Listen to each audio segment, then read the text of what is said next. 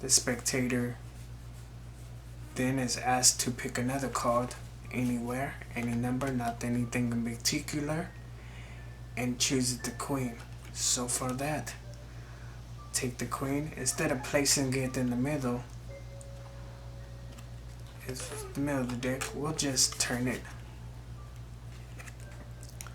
around so we can slightly have it sit there and play. Hey everyone, welcome back to another magic tutorial. So we're gonna get into some more advanced philosophy. As a magic consultant and a magic effect creator, inventor wise, we're gonna get into the little bits that you'll see.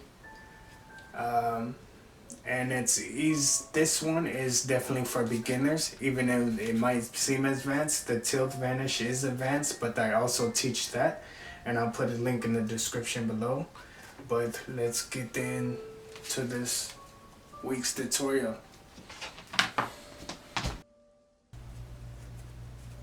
So for this performance, let's get into it. We can start by choosing a card. In this case, our card will be the 5 of hearts. So the 5 of hearts is chosen. And then so we can place the card, say stop, place the card in the center of the deck. It is then placed. The deck is squared. Now the spectator is asked to choose another card. Any random card will do. The 7 of clubs.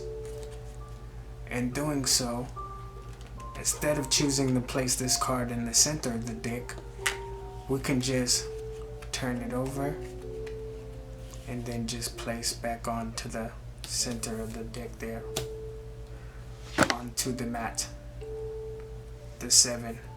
So we spread the cards, ask the spectator to choose any one at random, so we know the 7 is there. So this card the spectator has chosen could be their card as well, but no, that's the 5 of hearts. So if that's the chosen card we chosen, then the spectator's card chosen will absolutely be the 7 of clubs.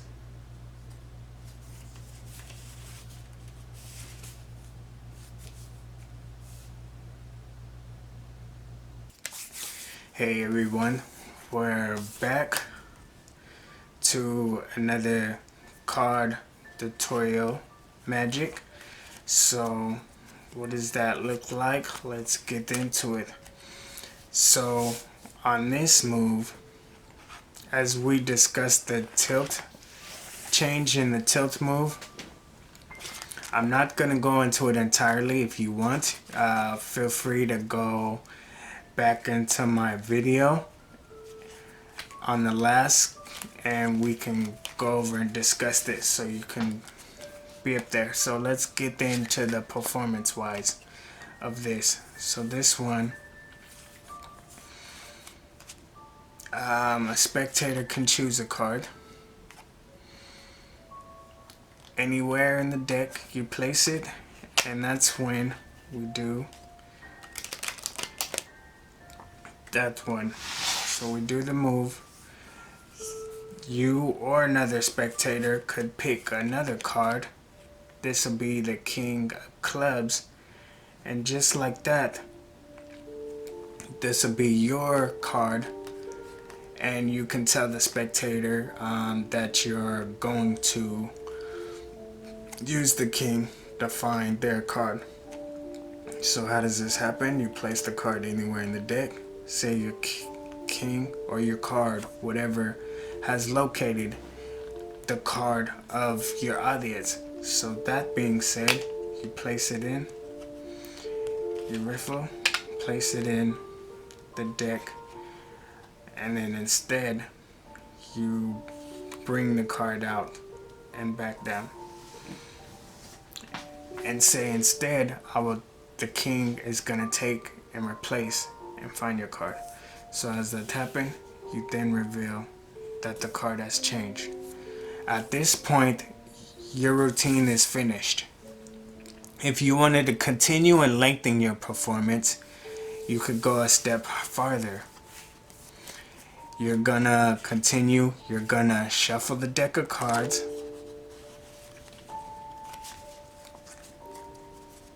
just as so,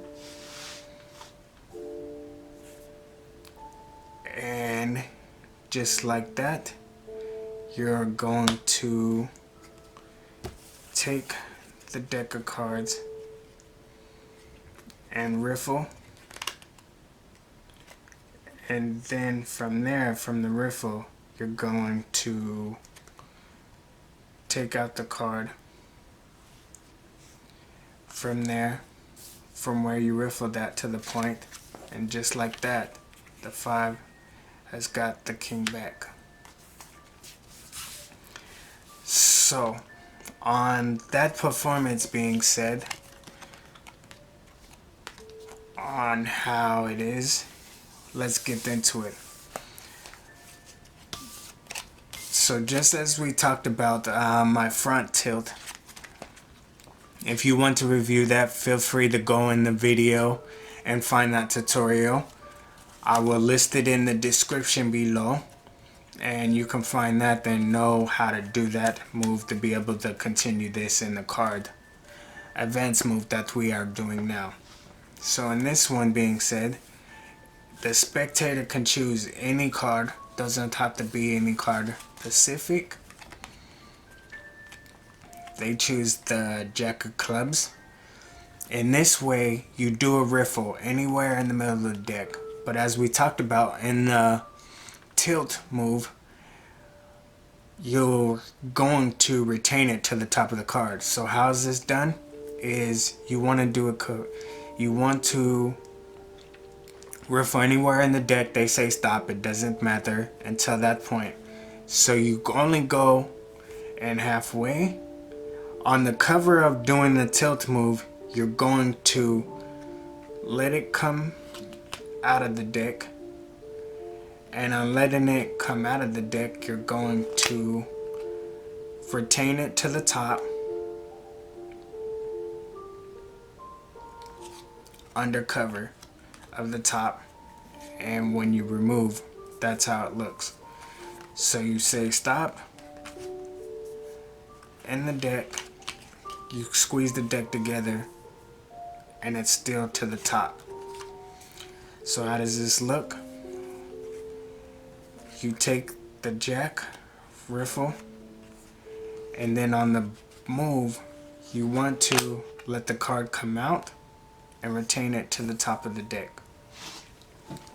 In this one, you don't have to do the tilt if you don't want to, but if you want to, you can. But in this, I don't do the tilt move, but this is just retaining to the tilt.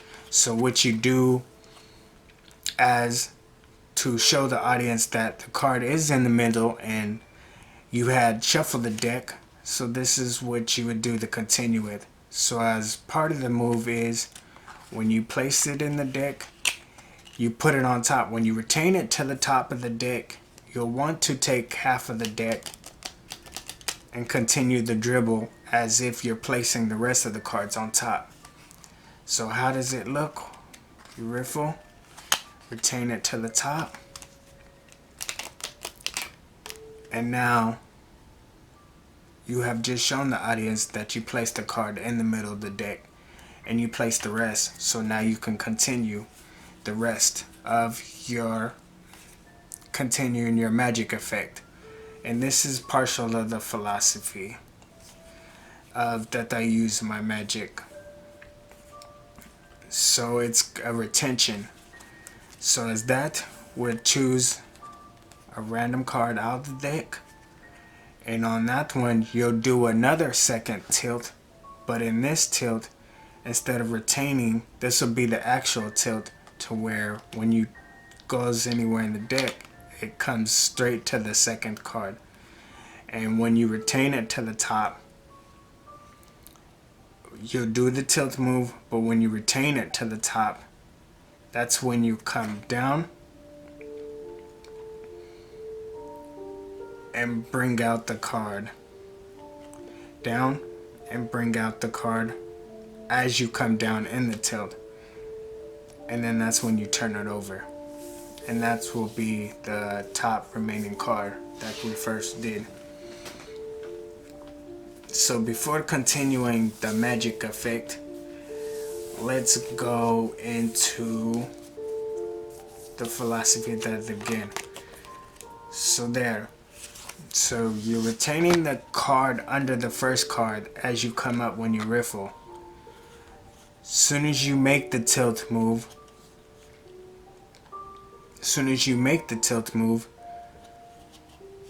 you'll bring the cards up. On turning the cards up, you'll face them back down. On turning the cards up, you'll face them back down. But in doing so, you're turning the card over. So how does that look to audiences? So to audiences, it's as if you're just turning over the card and placing it back down. So what is the philosophy part in this retention that I use? Is it creates two things. It creates space, and it's visual, and it stays in the view of the audience the whole time. There's no delays, there's no reactions, there's no closure of when it actually touches the deck. So on first move being revealed, as it comes under the second one, what you're doing is when you're placing it here on this cover, when you turn it over, the philosophy is that you're turning over the actual card. As is just if it's just one card by itself. And then when you bring it out, you can do the tilt move or the side tilt, but you never want to actually show that you're retaining it from the second, because this is where it's coming from. It's coming out of the bottom of the second card. So you're doing this move. So in doing so, what you do is you're doing the tilt. So it's like you're doing a second deal. So there, you're doing a second deal, but in the second deal, there's very little cover, and that's why I use the tilt. Because in the tilt, I like to show much as possible. So in here, you're just turning over, as it looks, is you're turning over the card, and then you're bringing it out. Not so much handling. The second deal, you're kind of covering, and then you pull out, but then when you do the second deal, you still have to turn the deck. And I kind of didn't like that, because you're still covering the card somewhat, and it still looks like you're pulling a card out of the middle of the deck or somewhere in the deck, instead of otherwise of you just taking a card and you're just simply turning over the card and placing one card out as you're leaving the remaining top card still intact. Now, to continue with the routine, as we discussed, is at this part you want to give a little shuffle to show the audience that the cards are shuffled, and then you could lay down the top card, and then as you lay down the top card, you can produce the spectator's card or the other spectator's card or a chosen card that you have numbered down. I use this a bit in my performances to show the audience that it is a shuffled, because at random, when you When you do the fan and you bring the fan from here all the way down, is as if you just shuffled the whole deck when you place them in some random order, but you're still retaining the top of the card, and when you do so, the card still remains there. And that's another advanced card move you can use in your Magic. Performances wise, you pick it, you name it. So that's what part of the tilt move, and this will be the part 2 of the transposition. So let's get into it. So as far as that, we'll do an overhandling, and you see from there any number of cards. We'll choose one. We'll say, hey, this is my card I've chosen. So we have the 3 of diamonds. Tell the spectator I've chosen a random card. We'll get back to that in a minute. Just so you know, it's in the middle of the deck. Retain the top card, just like that. It's lost in the deck. Have the spectator choose a card. They choose one. 9 of diamonds. So we can take the 9 of diamonds as far as in the deck. Show that it's in the middle of the deck. In the middle of the deck.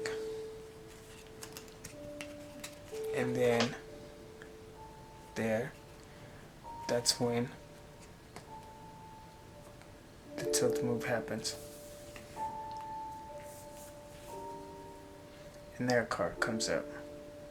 My card, the chosen card. So wait, if that's your card, let me see something. I shuffle the deck.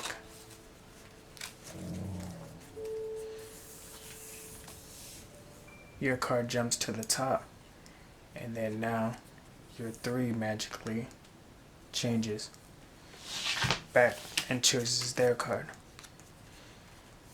But in this one you can do a number of effects too, where you can say the 3 is gonna find your card as we discussed in the tilt. So how's that one? We take the 3, place it in the deck. It's time it actually goes into the deck. We do the tilt and pull out the card in the middle, as if it looks as if the 2 cards change places.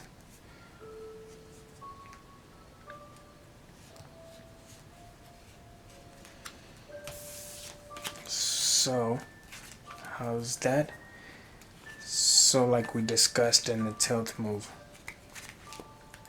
So in this tilt advance move, they had chosen a card, the ace, and just as this will be the card, the 9 of spades, but we'll use an indifferent color card so you can see.